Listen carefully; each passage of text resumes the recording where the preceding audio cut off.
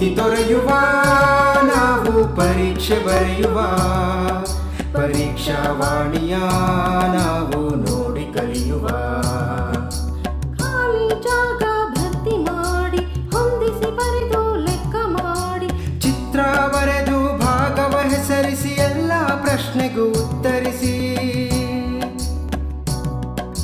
Pass fail ಗೆಲುವು ಸೋಲು ಜೀವನ ಎಲ್ಲಕ್ಕಿಂತ ಮಿಗಿಲು ಅಂಕಗಳೆಂದರೆ ಮೇಲಿನ ತೊಗಟೆ ವಿದ್ಯೆ ಅದರ ಒಳಗಿನ ತಿರುಳು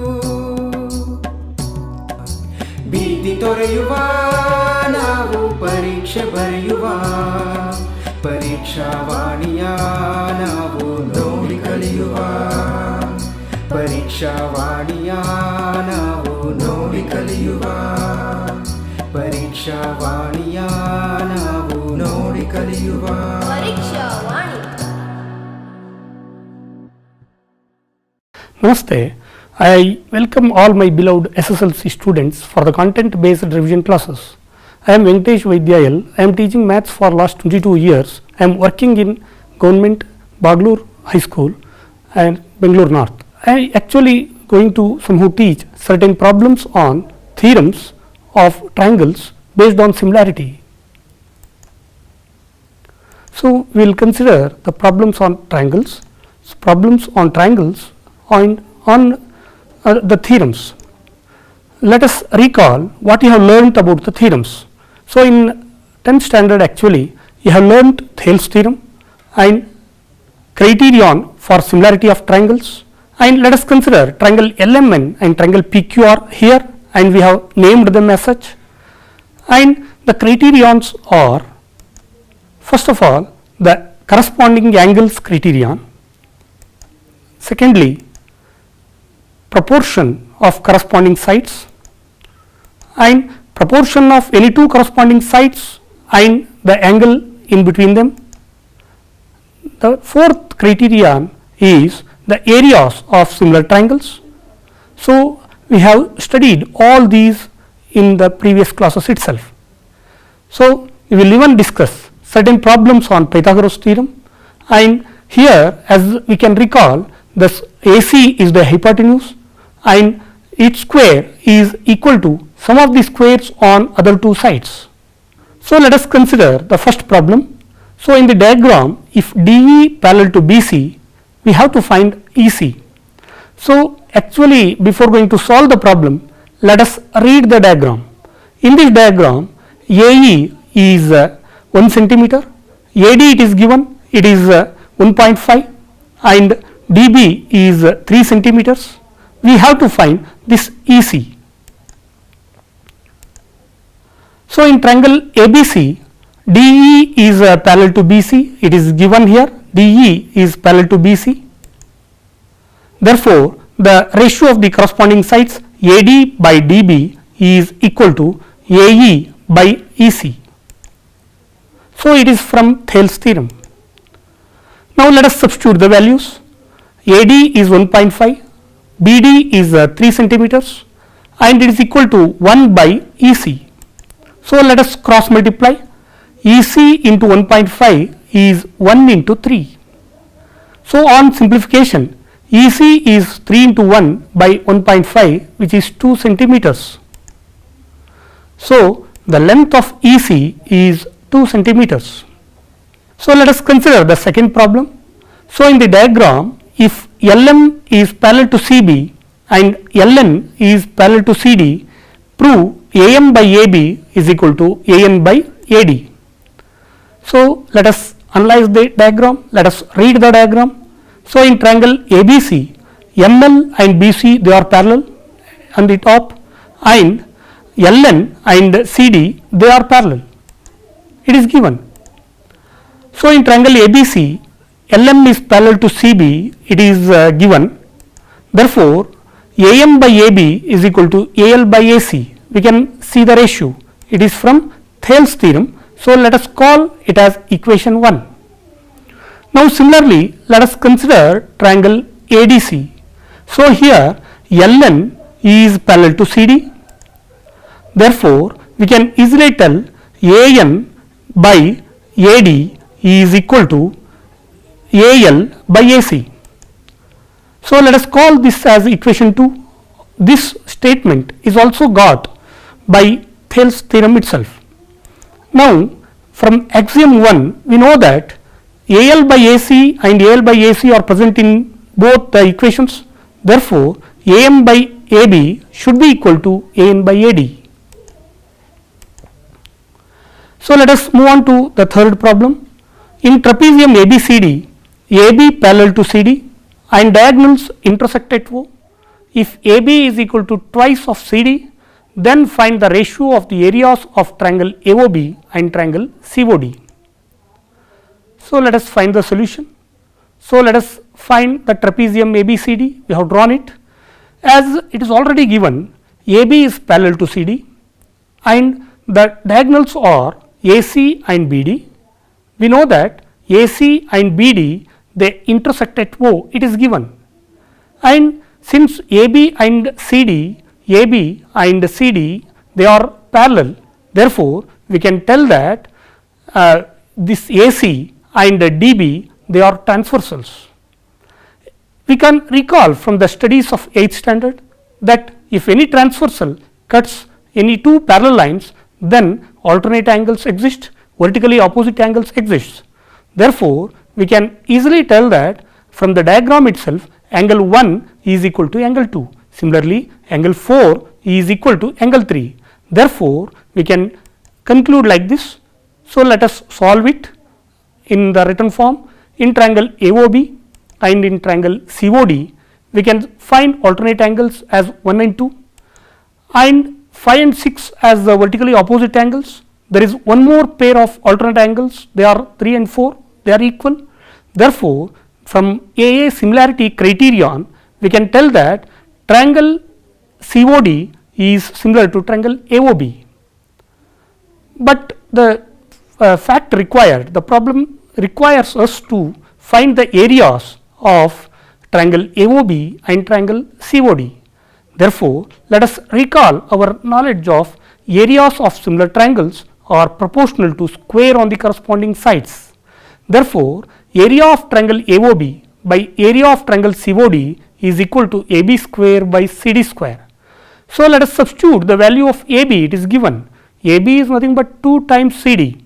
Therefore let us substitute AB square as 2 CD whole square by CD square. So on simplifying, area of triangle AOB by area of triangle COD is equal to 4 CD square by CD square. So which is nothing but 4 by 1 as CD square and CD square gets cancelled. Therefore the ratios of the areas is equal to 4:1. So let us move to the next problem. So let us consider the problem like this. The heights AD and CE of triangle ABC intersect each other at P. Then prove that triangle AEP is similar to triangle CDP, triangle ABD similar to triangle CBE. So let us see the diagram. AD is perpendicular to BC, AE is perpendicular to AB. So let us consider the first one here. So in triangle AEP and in this triangle AEP and in CDP, let us consider these two triangles. So in these two triangles we can easily find that this angle E is equal to this angle D. So they are perpendicular angles. So it is nothing but they are 90 degree, and we can even find the vertically opposite angles. Here this angle, here we can find the vertically opposite angles. APE angle is equal to CPD. Therefore we can conclude that from A criterion these two triangles, angle APE, this triangle and this triangle CPD, they are similar. Now let us consider the second one in triangle ABD. So in triangle ABD we can see it here AB ABD and CBE we can see E, C and B. So in these two triangles we can find right angles again. Angle ADB is equal to angle CEB. So CEB is equal to angle ADB, they are 90 degree. Now, common angles are ABD. We can see angle B is present in both the triangles. Therefore, two angles are equal. The third angle should be equal. Therefore, from A criterion, we can easily tell that triangle ABD is similar to triangle CBE. Now, let us move on to the next problem. So, the ladder which is 25 meter long is set against a wall of a house just about reaches a window at a height of 20 meter above ground level. What is the distance between bases of the wall and the ladder? So, let us draw the diagram. So, AB is the ladder here, it represents, and AC is the wall and BC is the distance between their bases. So, let us solve it. So, height of the wall CA is 24 centimeters, 24 meters here, and length of the ladder it is given AB, it is 25 meters, it is given. So, from Pythagoras theorem, we know that square on the hypotenuse is equal to sum of the squares on other two sides. Therefore, this is AB, it is nothing but hypotenuse, and the other two sides, sum of the other two sides, square on the sum of the other two sides are AC square plus BC square. So, let us substitute the values. AB square is 25 square, AC square is 24 square plus BC square. Let us simplify this. So, BC square is nothing but 625 minus 576, they are the values of squares of 25 and 24. Therefore, BC square is nothing but 49, 49 is the square of 7. So, it is a simple way of solving, but if we have somehow recalled our triplets, we can easily find the third side as 7. See, in this we can see that 25, 24 and 7 they are the triplets. If 25 represents AB, 24 as CA and 7 should be BC. If we recall it easily, we can cross check or we can easily solve the problem also. Now, hence we can tell the distance between their bases is 7 meter. Now, let us move on to the next problem. So, in the diagram, if AD perpendicular to BC, then prove that AB square plus CD square is equal to BD square plus AC square. So, in this diagram we can see, so AB square is the base here and CD square we can see this side CD square and BD square is here BD square and its sum is square of its sum with AC. Now, let us see it. So, in triangle ADC, AD is perpendicular to CD. By seeing the diagram itself, as AD is perpendicular to BC, AD should be perpendicular to CD. Now, by using Pythagoras theorem, we can tell AC is the hypotenuse, therefore, AC square is equal to sum of the other two squares. Then, similarly, in triangle ADB, the triangle which is at the below, AD is perpendicular to BD, we can tell that AB square is equal to AD square plus BD square. So, let us call these two equations by 1 and 2. Now, let us subtract these two, thereby we can get 2 minus 1 is nothing but AB square minus AC square, which is BD square minus CD square. Now, let us rearrange so that we can get what is required. Therefore, AB square plus CD square is nothing but BD square plus AC square. Now, let us move on to the next problem. Two cars have started to move from a station. A car A is moving towards north with a speed of 200 km per hour. The distance between these two cars after 1.5 hours is 500 kilometers, as the car B is moving towards west. What is the speed of car B? So, there are two cars, we can understand the problem. Car A and car B. Car A has the speed of 200 km per hour here, and they are travelling up to 1.5 hours. After 1.5 hours, we have measured the distance, it is 500 kilometers. So, this car B, it is moving towards west, but car A is moving towards north. So, we can easily draw the diagram. So, one is moving towards north and one is moving towards west. So, we can easily find that it forms a right angle triangle like this. So, AOB is a right angle triangle and AB is the hypotenuse and it makes 90 degree at O. So, let us solve it. Distance covered by car A towards north is OA. See the diagram.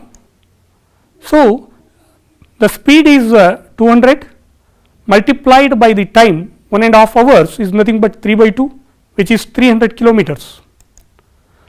Distance between two cars AB is 500 kilometers, it is given.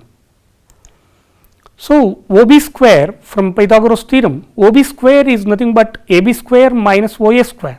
I have rearranged the statement of Pythagoras.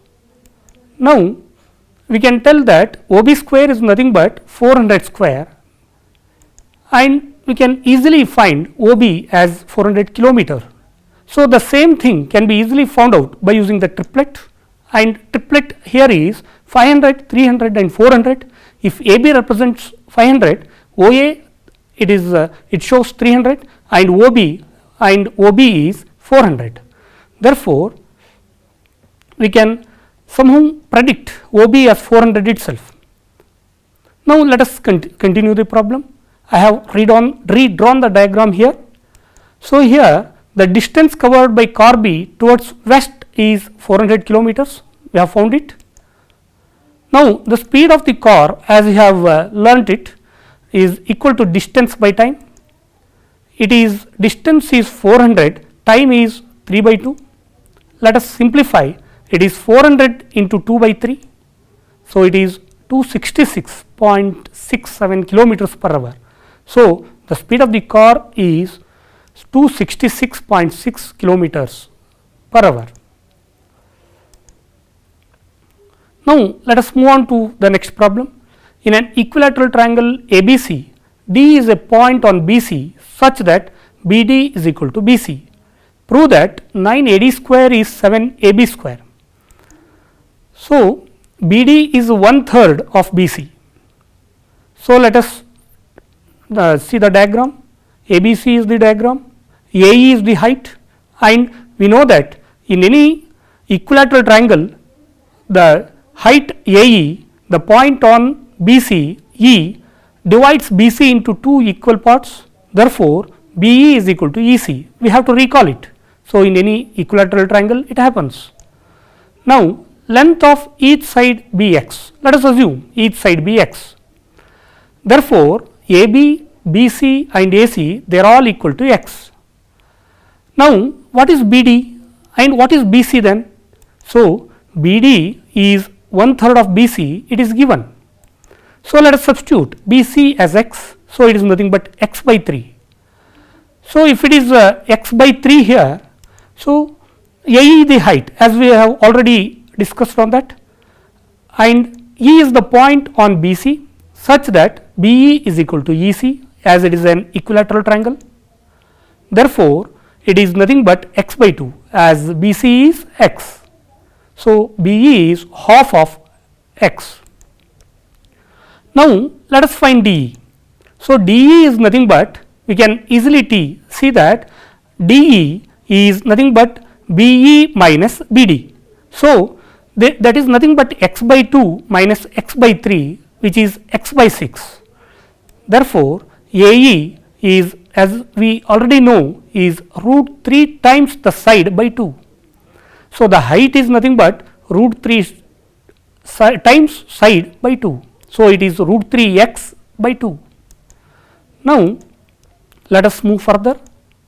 So, from Pythagoras theorem, in triangle ADE, in this triangle, AD square is AE square plus DE square. AD is the hypotenuse, AE and DE, they are the other two sides. Therefore, from Pythagoras theorem, E is the perpendicular, at E, AE has been drawn as the perpendicular. Now, AD square is equal to, we know that AE is root 3 x by 2. Therefore, AE square is 3x square by 4 and DE is x by 6. Therefore, it is x square by 36. Now, let us simplify this. AD square is equal to 27 x square plus x square by 36. So, 36 is the LCM here. Now, AD square is equal to 28 square x square, it is 28 x square by 36 can be factored as 9 into 4. So, it is nothing but 4 7s are 28, therefore, 9 AD square is 7 x square. So, AD is nothing but as 9 AD equal to x is nothing but AB, therefore, 9 AD square is 7 AB square. So, line segments B and CD intersect at F, thereby forming a parallelogram ABCD. Prove that triangle ABE is similar to triangle CFB. So, let us draw the diagram, it is given. So, ABCD as shown in the diagram, it is the parallelogram. So, we can recall the properties of parallelogram, angle A and angle C are equal, and if BE is the transversal, angle 1 and 2 they are equal. So, let us solve it. So, let us consider triangle ABE. So, let us see it, triangle ABE, the big triangle, and CFB. CFB is on the right side, that is those two triangles, let us consider. So, in these two triangles, let us find opposite angles of ABCD. So, they are the opposite angles of a parallelogram. Angle A, here the angle A is equal to angle C, and it is equal to angle FDE because they are corresponding angles. Now, AEB, angle AEB, you can see it, AEB at the top is equal to angle CBF, it is at the bottom, right bottom. We can find that they are equal and they are alternate angles because BE is the transversal. Therefore, angle and even angle EFD is equal to angle BFC, they are vertically opposite angles. Therefore, we can easily tell that triangle ABE is similar to triangle CFB. So, this is by AAA criterion, we have already discussed. So, let us read the problem. Prove the area of an equilateral triangle described on one side of a square is equal to half the area of the equilateral triangle described on one of its diagonals. So, the problem itself tells there are two equilateral triangles. So, if there are equilateral triangles, before actually going to solve the problem, we can easily tell that those two triangles are similar based on AA criterion. Now, let us see the diagram. In the diagram, AB is the side of the square ABCD and triangle AEB is on the side AB, and there is one more triangle, we can see that it is DBF and it is on the diagonal DB. Now, from this we can tell that AEB and BDF, those two triangles, they are similar. Now, let us see the thing. So, let ABCD be the square of a side A. So, let its diagonal DB is equal to root A square plus A square, which is nothing but A root 2, and we can prove this by using Pythagoras theorem, because DB is the hypotenuse and AB and AD, they are the sides of triangle ABD. So, we have found the length of diagonal AB, diagonal DB, and we can find the desired equilateral triangles here. So, they are triangle ABE and triangle DBF. Now, each side of triangle DBF is A root 2, and similarly each side of triangle ABE is A. So, from this we can tell that triangle ABE is similar and to triangle DBF. If these two triangles are similar, from the theorem, ratios of the areas of triangles is proportional to square on the corresponding sides, and this you have already studied. Now, let us somehow summarize the thing. So, area of triangle ABD, so it is area of triangle ABE by area of triangle DBF is equal to the square on the corresponding sides. So, it is A square by a root 2 whole square. So, in place of AB I have substituted a square, and in place of dB I have substituted a root 2. So, on simplification we can get 1 by 2 and it is nothing but 1:2. So, let us consider one more problem here. PQR is a triangle right angled at P and M is the point on QR such that PM is perpendicular to QR. We can see that, show that PM square is QM into MR. So, angle P is the right angled vertex, and again for triangle QMP M is the right angled vertex, and for triangle PMR M is the right angled vertex. So, let us solve this. So, let us assume angle MPR is x. So, this angle be x. Now, in triangle MPR, in this triangle, so angle MRP, this angle is 180 degree, because sum of 3 angles of a triangle is 180 degree, minus this is 90, angle M is 90, and this is M, we have already assumed MPR as x, therefore, it is 90 minus x. So, angle MRP is 90 minus 90 degree minus x. Now, similarly in triangle MPQ, in the above triangle, we can see that angle MPQ is equal to 90 degree minus angle MPR, because it is nothing but 90 degree minus x. Again angle MQP, so the top angle, the vertex angle MQP is equal to 180 degree minus 90 degree minus 90 degree minus x, which is nothing but x itself. So, let us reconsider triangle QMP and triangle PMR. So, angle MPQ is equal to angle MRP and both are equal to 90 degree minus x. Angle PMQ is equal to angle PMR is equal to 90 degree. Angle MQP is equal to angle MPR, it is x, we have already proved it and we have assumed initially. Hence, by A criterion we can presume that these two triangles are similar. Now, let us consider one more problem. ABC is an equilateral triangle of side 2A. Find each of its altitudes. So, let us see the triangle ABC. Since it is equilateral triangle, all sides AB, BC and AC, they are all equal. Now, if sides are equal and there is one more line we have drawn, that is altitude AD, and we know that AD bisects opposite side. So, it bisects BC into 2. So, BD is nothing but half of BC and DC is also half of BC, but and even BD is equal to DC. So, let us somehow materialize the same thing. So, in triangle ABC, AD be the altitude, therefore, BD is equal to DC and it is nothing but 2A by 2, which is A itself.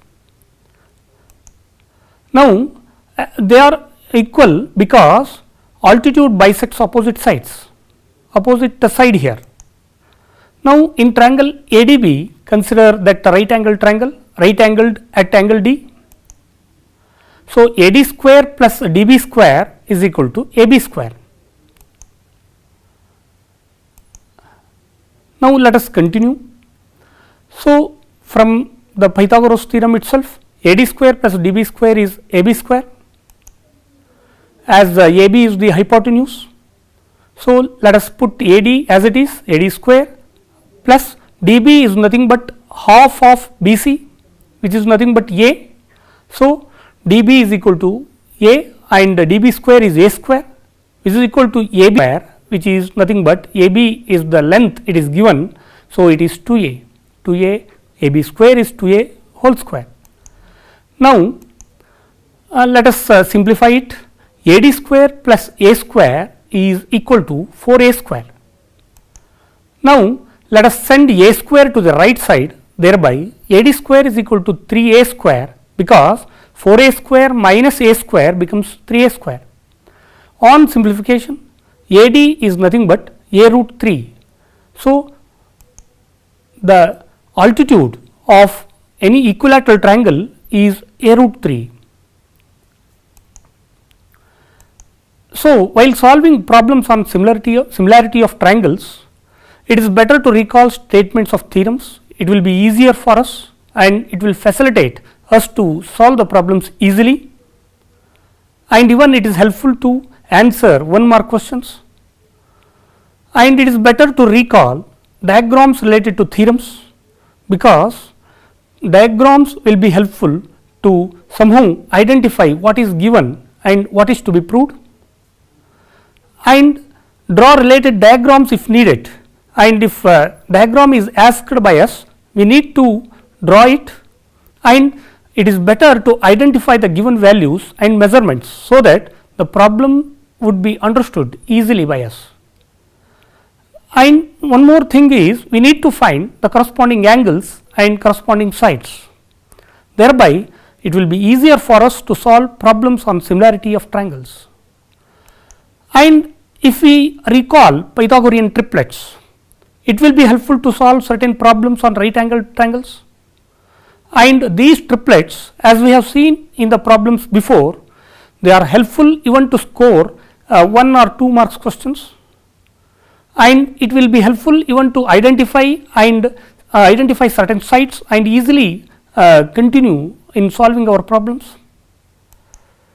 And these triplets are not only useful to solve problems on triangles, but also are helpful in solving certain problems on circles, areas of circles, coordinate geometry, trigonometry, and many more. Thank you.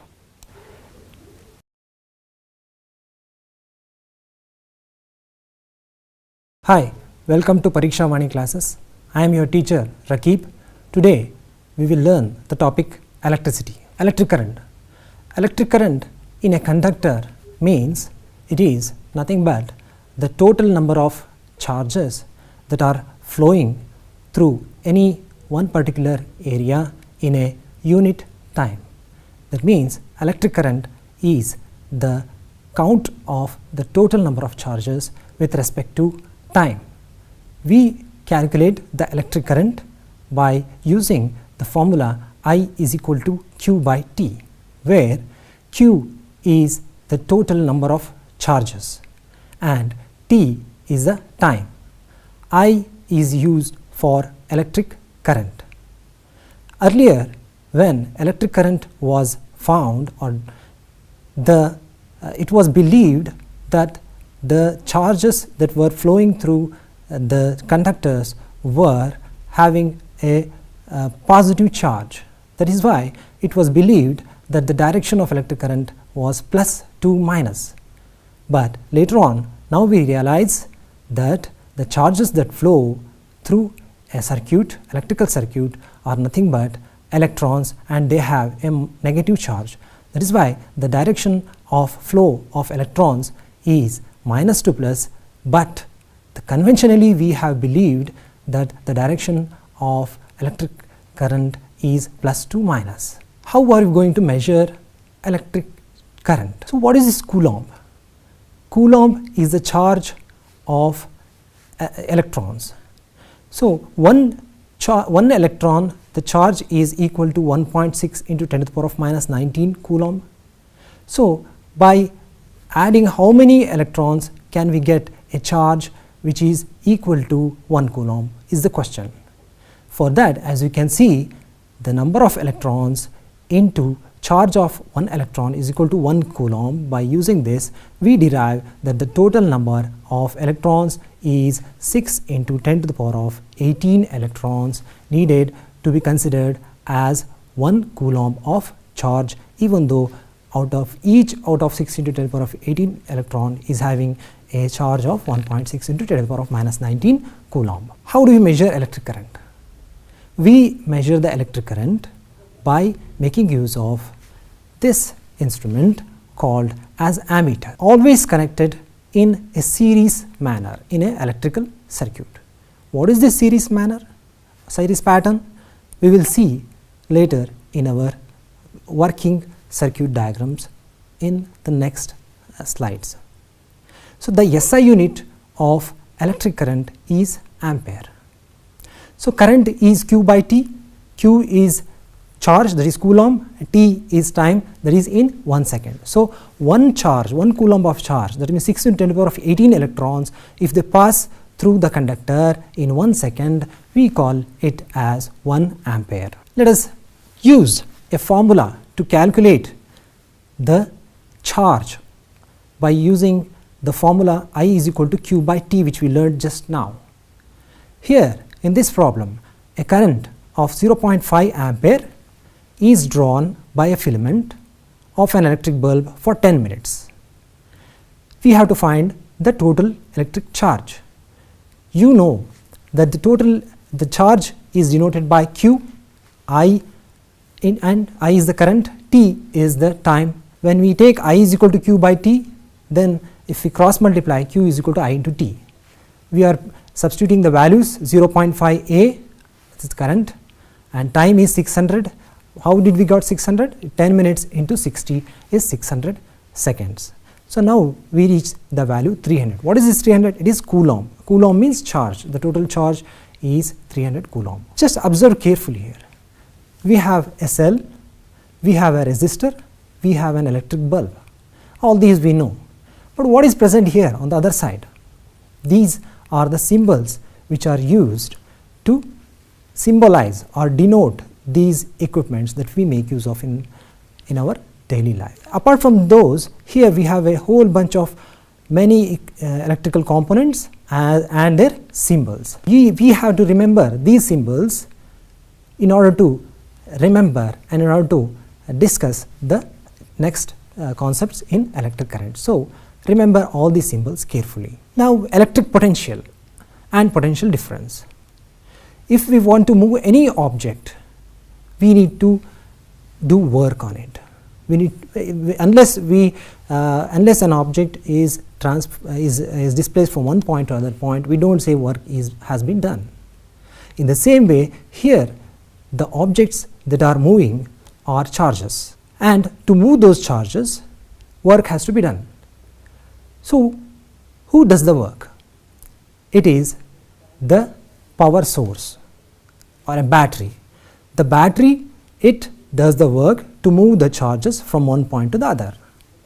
If you take a 1.5 volt battery or any other, that is the source that is doing the work in an electrical circuit. Potential difference means it is the work done to move a charge from one point to other. It is calculated by using potential difference is equal to work done by the total amount of charge. V is equal to W by Q. The SI unit of electric potential is volt. 1 volt is equal to 1 joule of work, and to displace to transfer 1 coulomb of charges. 1 joule by 1 coulomb is 1 volt, work done by charge. Now, we have seen work done by charge is equal to 1 volt, and we shall solve this problem here. So, how much work is done to move a charge of 2 coulomb across 2 points having a potential difference of 12 volt? That means a battery which having 12 volt power supply. Here we find the formula, we know the formula V is equal to W by Q. Using that, W is equal to V into Q. So, the total work done is 24 joules. In order to measure the potential difference in the electric circuit, we make use of the voltmeter, and remember, it is always connected in parallel to measure the potential difference at any 2 points in the electric circuit. So, now we have learned some basic concept of electric current. We are going into the second concept, that is the Ohm's law. Here what we will do is we will try to find the relationship between the potential difference, that is the source that we are applying there, and the current which is flowing through the resistors. Here we measure the current. What relation do these have? We need to find it through this working experiment. So, let us start the case 1, that is the potential difference is 1 volt. when the potential difference is 1 volt, we find that in the ammeter the reading is 2 ampere. So, we have noted it down. V and I, V is potential difference, I is the electric current. It is 1 volt and 2 amperes. Now, we will take the ratio V by I, we are dividing 1 by 2. So, case 1 results are with us. Now, what about case 2? What we will do in case 2? In case 2, can you observe, we have increased the power source, we have added another battery. Now, let us see what will happen. 2 volt is the power source that we are giving to this electric circuit. Now, you can see the ammeter is showing 4 amperes. Rest of all the things are same. So, we will note it down, but one thing we are finding here is the ratio is 1 by 2, and another thing is if we increase the voltage, the current is also increasing. Go to the case 3, that is the last case. We can go on, but for time being we are increasing it the third battery, we are adding 3 volts of electric current or potential difference. So, now we shall measure the electric current, it is 6 amperes in the ammeter. So, again the ratio is 1 by 2, the current is increasing when we increase the volt potential difference, but the ratio is still the same. These are the 2 observations we can find from this circuit we have seen from this experiment. Let us write it down. What is this? This is proportionality symbol, where we are telling that when we increase the potential difference, the electric current is increasing in any electric circuit, and V by I, the value is constant. It was constant earlier in our experiment, 2 amperes. So, V by I is equal to, we shall call it as R, that constant is called it as R. So, when we cross multiply, V is equal to I into R. George Simon Ohm did this, and this is what we call as Ohm's law. The potential difference V across the ends of a given metallic wire in an electric circuit is directly proportional to the current through it, provided, very important thing, the temperature has to be same. These are the points that we already discussed, we have noted it down. Now, what is 1 ohm? Ohm is the unit of resistance, and what is 1 ohm? 1 ohm is 1 volt by 1 ampere. When 1 volt of current is passing, 1 volt of potential difference is provided to the circuit, and 1 ampere of electric current is passing through the circuit, then it is called as 1 ohm. Now, let us come to the third point which we are learning, that is the factors on which resistance of a conductor depends. Let us find what factors on which the resistance of a conductor depends. This is the second experiment, remember we are doing. This is the case 1. We have taken a nichrome wire, AB is a nichrome wire. Now, we will give the power source in the electric circuit and note down the electric current in this nichrome wire, passing through this nichrome wire. So, the electric current is 4 amperes. Now, let us go to case 2. What we will do in case 2?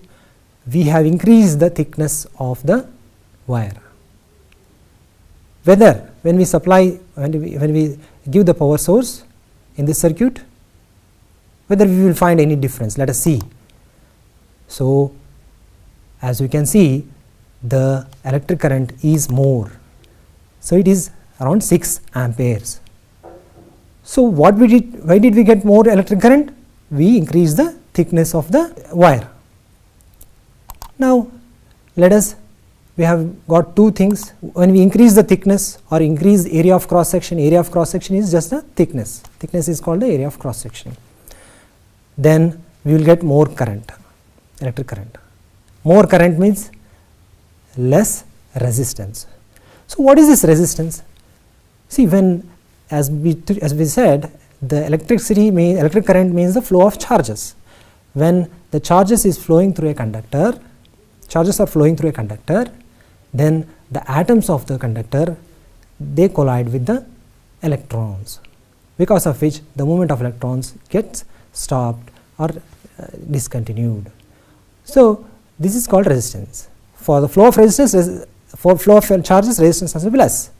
So, here more charges passed because the resistance was less. Why did the resistance was less? Because we increased the area thickness. So, inversely proportional.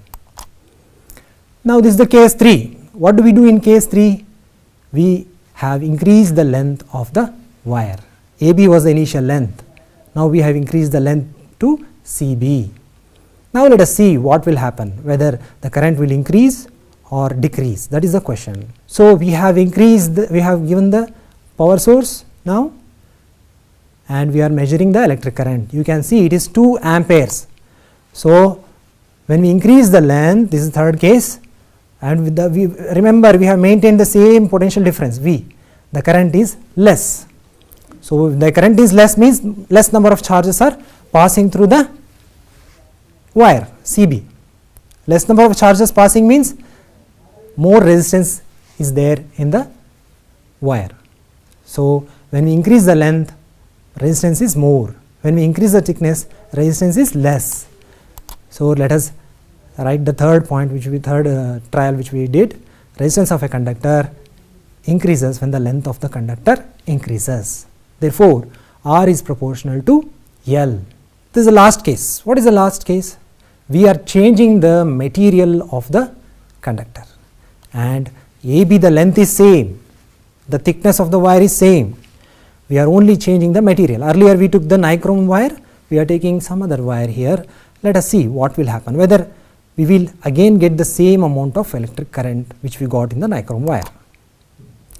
So, now we have got around 5 amperes of electric current in the ammeter. We will note it down. The last case, we have changed the material. Now, we are getting the current of 5 ampere. So, that means this material was having same length and same thickness with the wire in the case 1. Despite of that, it is not giving the same electric current. That means this nichrome wire is having a different resistance, this wire is having a different resistance. The material, when it changes, it has different resistances. So, by varying the nature of material, the current flow varies. So, the inference is resistance of a conductor varies when the material of the conductor varies. So, we will write down all those things. The resistance, R is resistance, L is the length, it is directly proportional, we have seen. Area of cross section is A, it is inversely proportional, that means area increases, resistance decreases. By combining both, in the numerator we have put L and denominator A. So, now this rho is the constant of proportionality and it is called the electrical resistivity.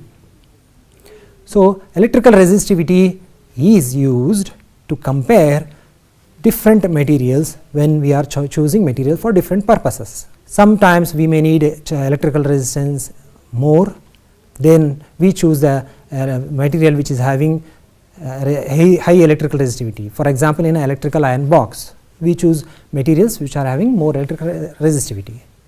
Whereas in fan, we do not use materials which are having more electrical resistivity. Now, we will go to the next thing.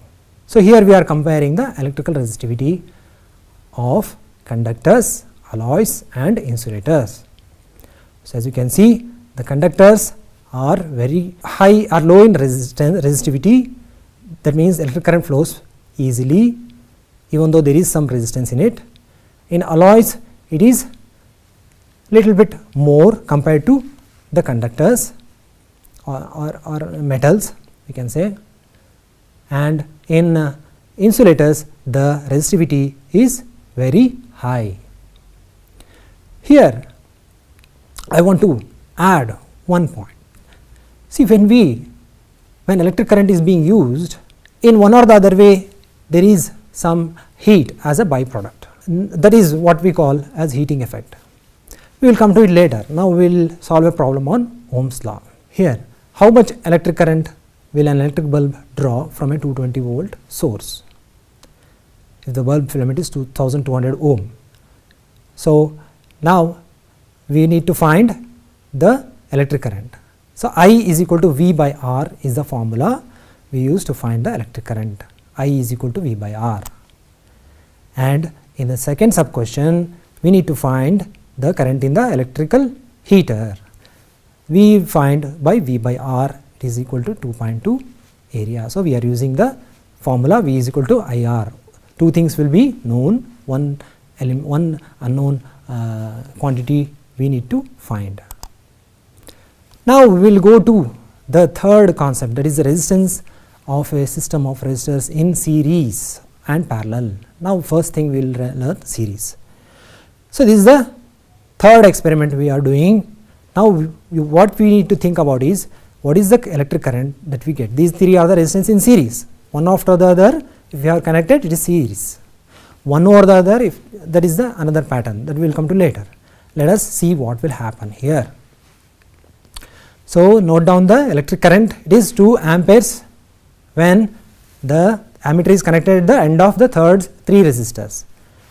Now, let us try to do some change here. We will put the ammeter here after the first resistance.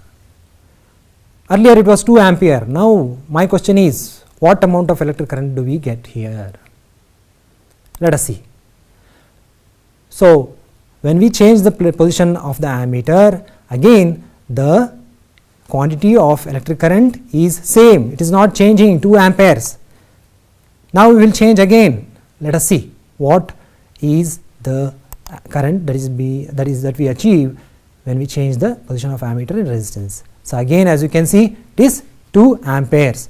So, what is the conclusion? Conclusion is in a resistors when they are connected in series, no matter wherever you connect the ammeter, the current does not change. Now, in the third experiment we have another thing. What is this? We have connected a voltmeter. What will it do? It will measure the potential difference. Where it will measure? It at the points where it is connected. So, we have connected it at the first resistor, 1 ohm resistor. Let us see whether the potential difference is also same or whether it will vary. Keep thinking. Let us see now. So, we are seeing a potential difference of 2 volts, resistance of 1 ohm, current of 2 amperes, resistance of 1 ohm, 2 into 1, the voltage is 2 volt. Second resistor, what is the potential difference? Whether again 2 volt, this is the 2 ohm resistance, whether we will get 2 volt, let us see. So, we have the ammeter is showing same 2 ampere current, resistance is 2 ohm. What is the potential difference? It is 2 into 2 IR, it is 4 volts. So, that means our assumption is wrong, it did change, the potential difference did change. Now, we will take the potential difference at the third resistor. So, any guesses? We see that current is same 2 ampere and the resistance is 3 ohm. So, the potential difference is how much? 6 ohms. Here we have seen 6 ohm is the potential difference, and here we are again comparing with the formula, it is 6 volt, 6 volts. Let us add all the 3 potential differences, V1 plus V2 plus V3, and we shall substitute IR in the place of V1.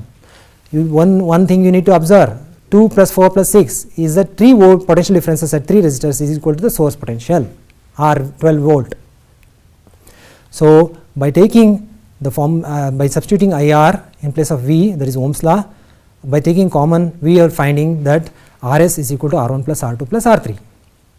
So, this is the series resistance. Total resistance of the circuit we can get by just adding the resistors. This is the conclusion. So, by adding the resistors we will get the total resistance of the circuit when the resistors are connected in series. So, here is the problem. You can see 2 resistors. Bulb is also a resistor. There is another resistor symbolically given there. So, one is having 20 ohm, another is 4 ohm. If you add those two, that is the series resistance, total resistance RS. That is the first sub question. And what is the current flowing through the circuit?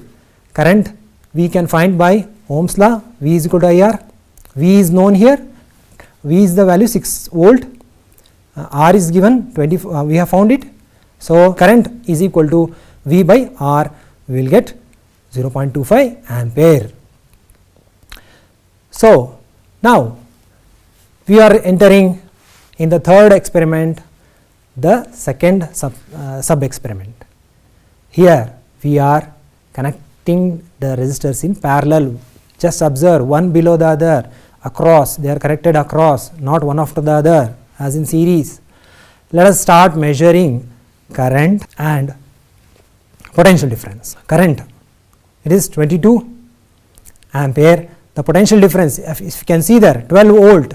So the source is also 12 volt, potential difference is also 12 volt. Here it is 22 ampere, current is 22 ampere, resistance in parallel.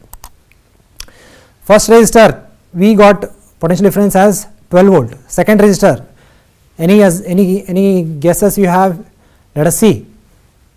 Let us start the power supply, and again potential difference is 12 volt, that is equal to the power source. Current is 22 ampere. Let us start the third one. The third resistor, 3 ohm resistor. Here also we can see that the current is 22 ampere and the potential difference is 12 volt, which is equal to the source potential. So can you remember, in series it was varying, the potential difference was varying, but here the potential difference is same.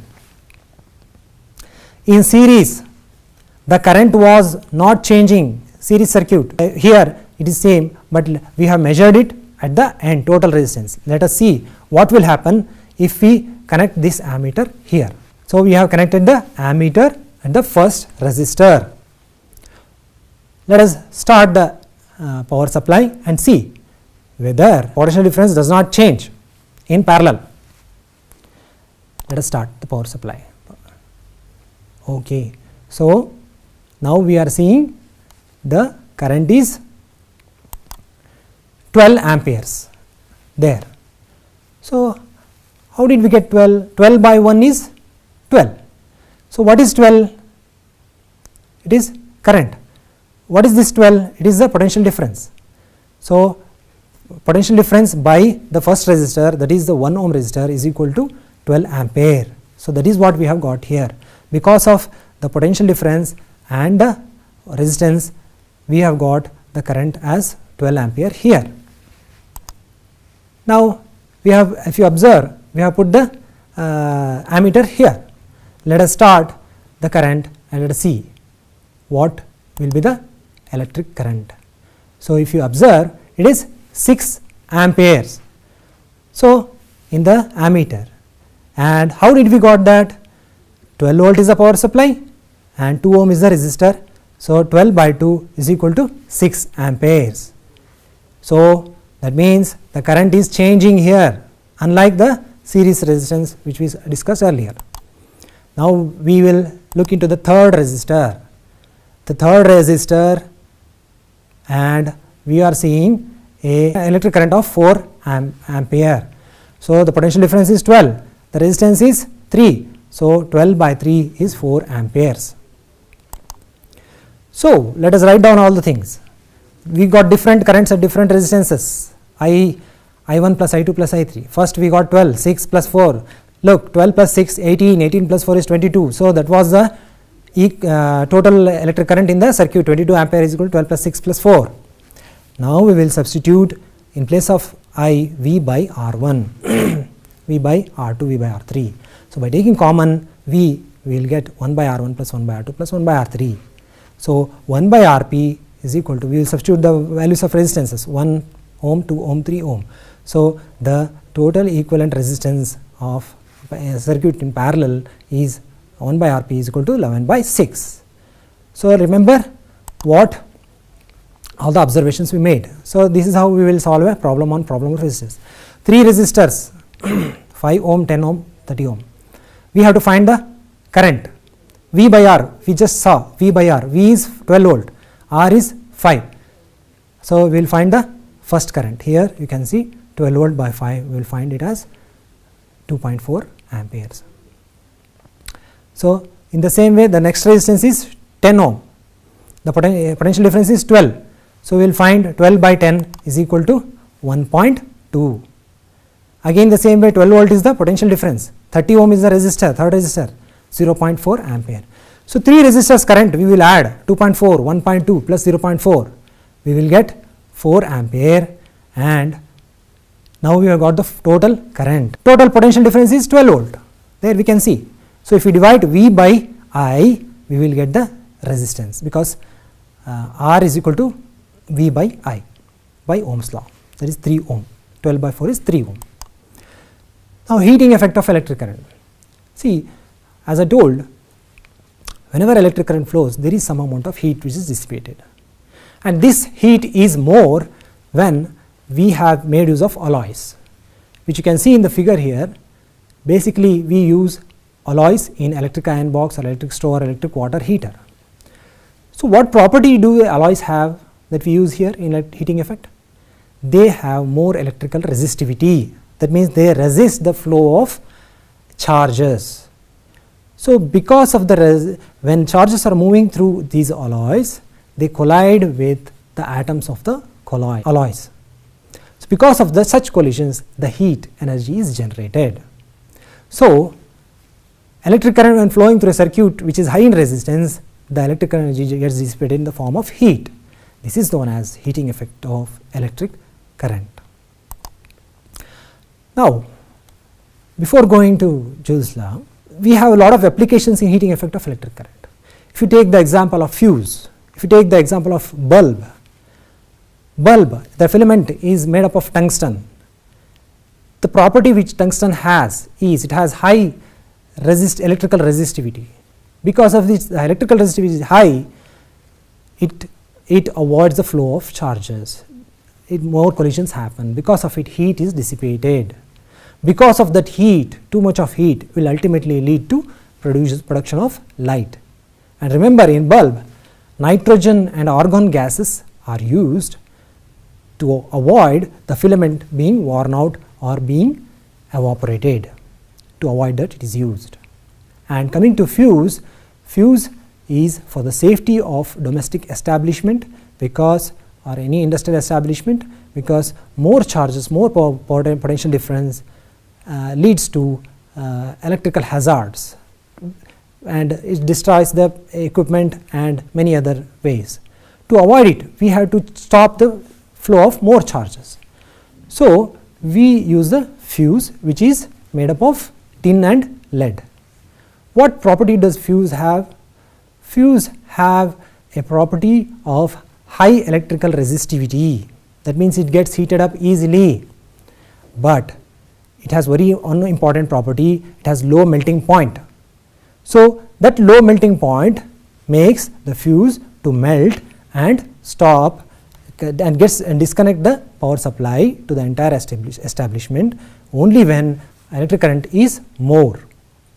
So, that is why we make use of fuses. They come in various varieties: 1 ampere fuse, 2 ampere fuse, 3 ampere or 5 ampere and 10 ampere fuse. So, that number, it signifies that 10 ampere fuse means 10 ampere of electric current can flow through that fuse. If you give more than 10 ampere of electric current, then it will melt and stop, and this gets disconnected. That is how it saves the power, it saves the houses and establishments. We need to choose the fuse based on the requirement of the need of the establishment. So, this is Joule's law of heating. So, to move one unit of charge, we call it as work done or potential difference. If we move q charges, as you can see there, more number of charges are there. If you move more number of charges, q number of charges, then the work done is V into q. For one charge, the work done is V. For q number of charges, the work done is V into q. Now, that is the work done, but work done along with the time, if you take it, then it is power, that is rate of doing work. Now, if you cannot do work if you do not have energy, so if you want to do more work, you have to use more energy. So, more, that means you are using as much energy as you are doing work, or the other way, as much work you are doing, that much energy you are using. So, both the things, work by time, work done by time for power, and energy used by time for power are same. So, work done, we have seen q number of charges are being moved by potential difference V. So, work done is VQ and the time taken is T. or we already know Q by T. Initially we learned about electric current. Q by T means I. So, power is equal to V I. That is the formula to find power. So, we just told that power is equal to energy by time. So, energy is equal to power into time by just cross multiplying the previous formula that you just saw.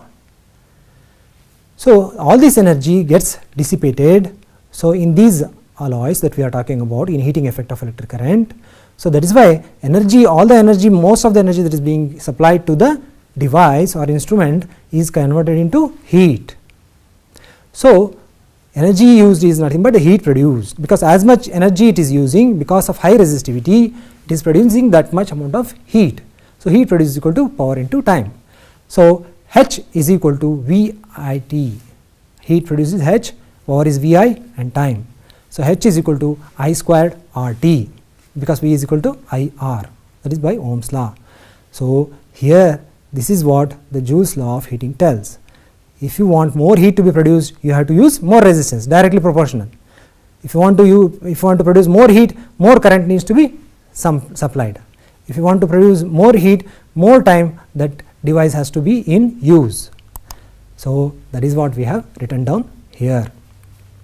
Heat produced in a resistor is directly proportional to the square of the current for a given resistance.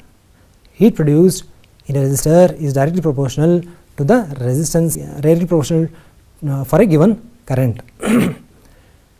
And heat produced is directly proportional through the time that the device or the resistor is in use. Now, let us solve a problem on this Joule's law of heating. 100 joule of heat each second in a 4 ohm resistance. Find the potential difference.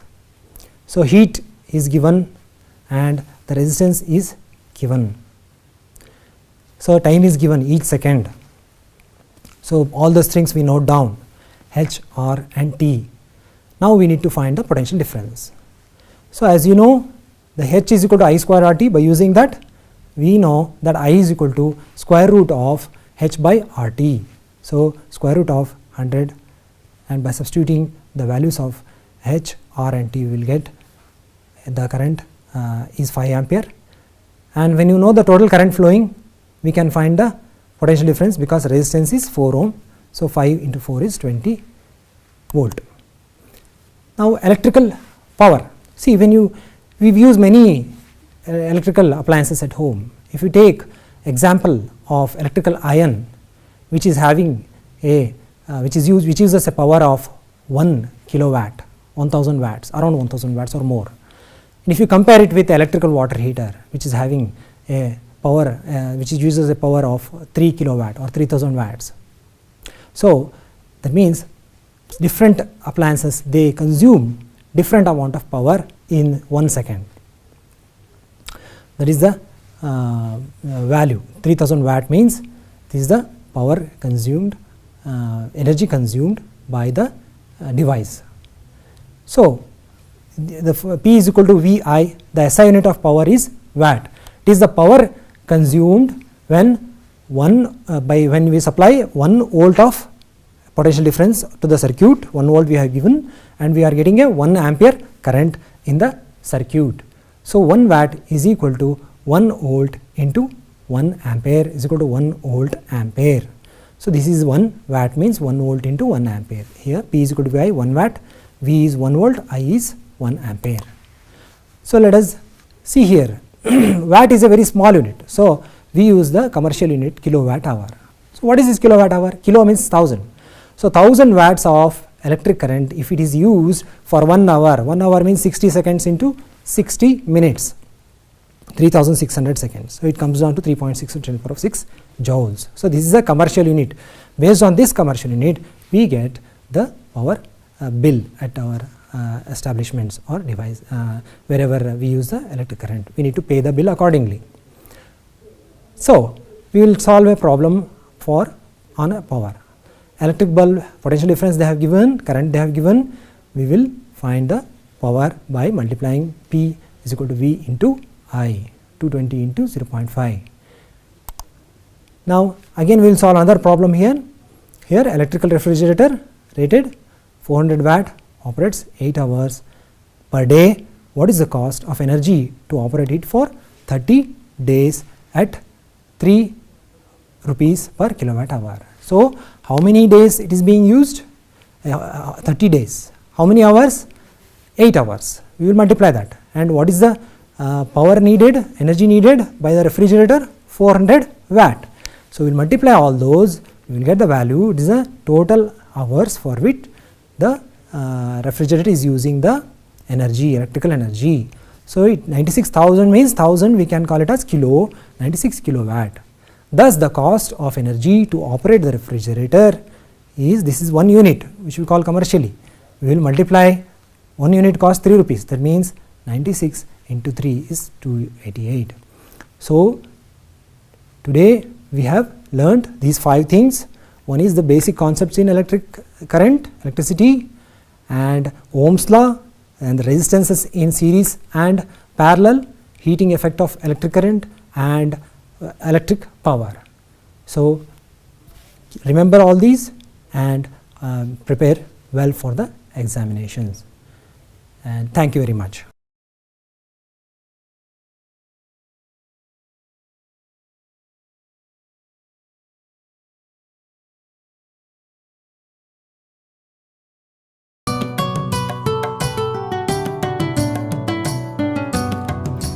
ಭೀತಿ ತೊರೆಯುವ ನಾವು ಪರೀಕ್ಷೆ ಬರೆಯುವ ಪರೀಕ್ಷಾವಾಣಿಯ ನಾವು ನೋಡಿ ಕಲಿಯುವ ಖಾಲಿ ಜಾಗ ಭರ್ತಿ ಮಾಡಿ ಹೊಂದಿಸಿ ಬರೆದು ಲೆಕ್ಕ ಮಾಡಿ ಚಿತ್ರ ಬರೆದು ಭಾಗವ ಹೆಸರಿಸಿ ಎಲ್ಲ ಪ್ರಶ್ನೆಗೂ ಉತ್ತರಿಸಿ ಪಾಸು ಫೇಲು ಗೆಲುವು ಸೋಲು ಜೀವನ ಎಲ್ಲಕ್ಕಿಂತ ಮಿಗಿಲು ಅಂಕಗಳೆಂದರೆ ಮೇಲಿನ ತೊಗಟೆ ವಿದ್ಯೆ ಅದರ ಒಳಗಿನ ತಿರುಳು ಭೀತಿ ತೊರೆಯುವ ನಾವು ಪರೀಕ್ಷೆ ಬರೆಯುವ ಪರೀಕ್ಷಾವಾಣಿಯ ನಾವು ನೋಡಿ ಕಲಿಯುವ ಪರೀಕ್ಷಾವಾಣಿಯ ನಾವು ನೋಡಿ ಕಲಿಯುವ ಪರೀಕ್ಷಾವಾಣಿಯ ನಾವು ನೋಡಿ ಕಲಿಯುವ ಪರೀಕ್ಷಾವಾಣಿ